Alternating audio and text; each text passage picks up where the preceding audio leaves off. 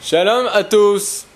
Shavuot Tov. Après ce Shavuot assez exceptionnel, on n'a pas le droit de dire je suis fatigué. Et parce que je suis fatigué, je ne vais pas étudier la Torah.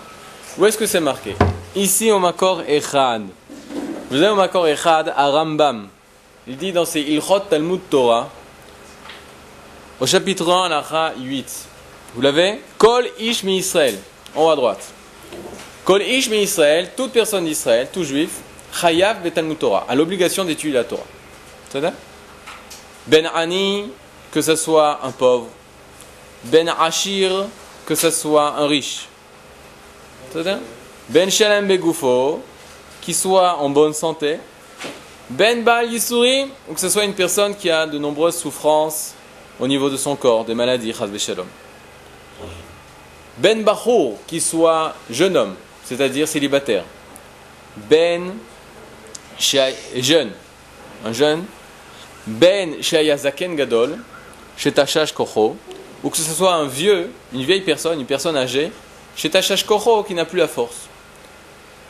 Afilu Aya Ani, même s'il est pauvre, Amit Parnes Mina Tzedaka, qu'ils vivent aux dépens des autres, aux dépens de la Tzedaka, ou Mechazer al Aptachim, et qui est obligé de partir en collecte, faire du porte-à-porte pour recevoir de l'argent.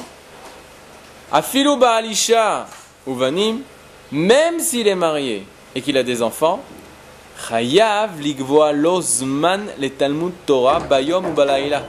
Il a l'obligation de fixer un temps d'étude le jour et la nuit. Chez Nehemar, comme il est dit, Vigitabo yomam balaïla. Tu l'étudieras le jour et la nuit. De qui on parle? La nuit et le jour, on parle de la Torah. Qu'est-ce que nous dit le Rambam? En makom la terutzim. Il n'y a pas de place au terutzim. Terutzim, c'est quoi? C'est les prétextes. Comme on dit que Kadosh Baruch Hu a fermé la porte à l'individu de la tefila. Fermez les fenêtres, juste comme ça on pourra s'entendre.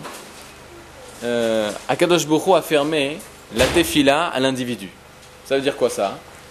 Sha'aret tefila nin'alu. La Gemara nous dit que les portes de la tefila ont été fermées. C'est vrai ou pas? Les portes de la tefila ont été fermées. Ma Hachem n'écoute plus notre filote? Réponse. Lorsque l'homme est tout seul, alors la tefila, elle est presque pas entendue. C'est pas qu'elle est pas presque, c'est qu'elle est plus entendue quand on est minyan que quand on est... Non.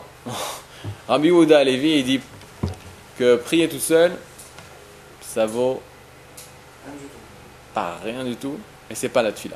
Mikitsu. Tachlé, je vous dis, voilà, je voulais le faire dans le sens positif. La tefila, c'est à 10. Minimum. La tefila, c'est à 10. Quand est-ce que ça devient tefila? C'est quand on est 10. Sinon, c'est pas tefila. C'est-à-dire, donc il faut comprendre ce que ça veut dire tefila. Mais tefila, c'est à 10. C'est là où tu peux dire la kedusha, c'est là où tu peux dire Baruch Hashem emevorach leolam vaed, dévoiler ton être à tous les niveaux de l'âme. On avait dit, c'était Chaya, Yechida, Chaya, Nefesh, Ruach, Neshama, tous les 5 niveaux de l'être, ils peuvent se dévoiler uniquement quand tu dis Baruch Hashem emevorach leolam vaed, les 5 niveaux de l'être. Et si tu n'as pas le minyan, tu ne peux pas dire Baruch Hashem emevorach leolam vaed.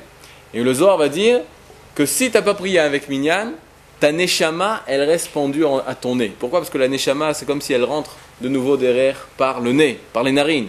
Si tu n'as pas été avec minyan et tu n'as pas pu dire Baruch Hashem Emevorach Leolam Vaed, c'est comme si ta neshama, elle reste pendue au nez. C'est-à-dire que tu n'es pas arrivé à revivre, à renaître.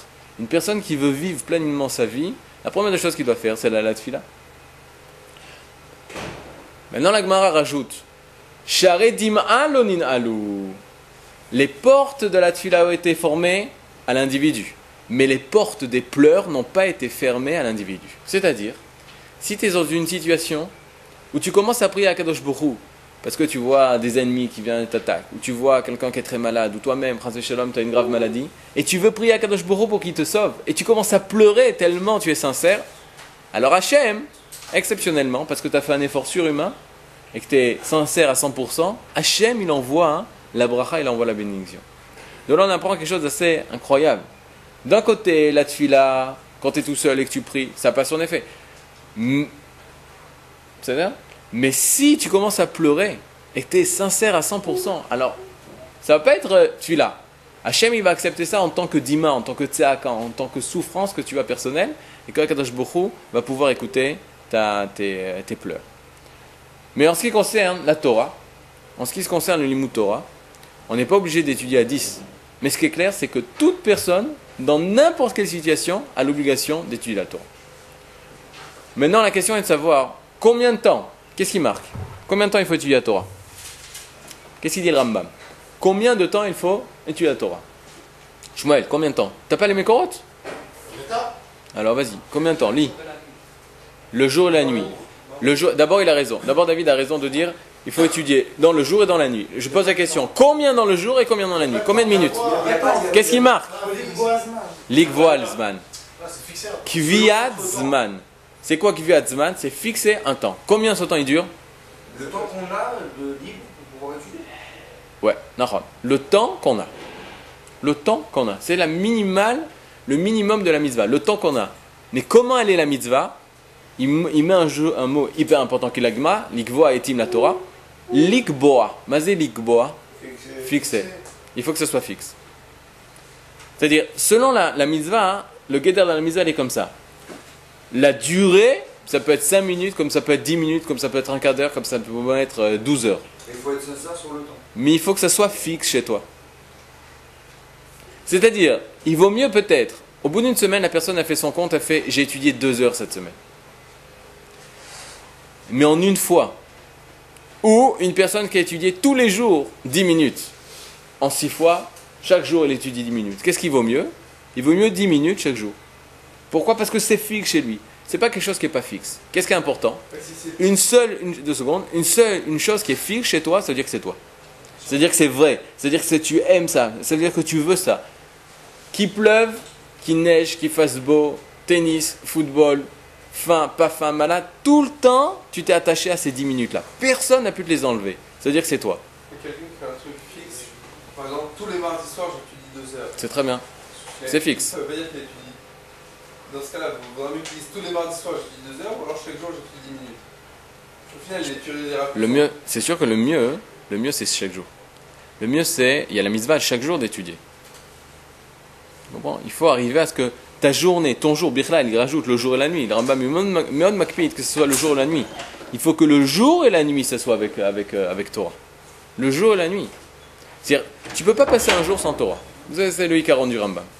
Combien, c'est un peu moins important. Zman, un moment, un certain moment. Il a fait. Maintenant, la question est de savoir à qui appartient la Torah maintenant. Ça veut dire, selon ça, d'après le Rambam, à qui appartient la Torah? À tout le monde. À tout le monde. Il a fait. À tout le monde. Tout le monde appartient à la Torah. Les gens se plaignent et disent comment ça se fait qu'on n'est pas égaux en droit? Eh bien, dans la Torah, on découvre quelque chose d'exceptionnel. C'est que tout le monde a le droit d'étudier la Torah. C'est un droit qui est donné à tout le monde. C'est pas réservé seulement aux religieux. C'est pas réservé seulement aux personnes qui savent étudier. Tout le monde a l'obligation. Tout le monde a le droit. Tout le monde a cette capacité. La Torah, on dit qu'elle doit être placée au centre de Beker Zavit, au centre, au coin, c'est-à-dire au coin de la rue. Toute personne qui veut vient et prend la Torah. Torah, Tziva, Lanu, Moshe. Alors?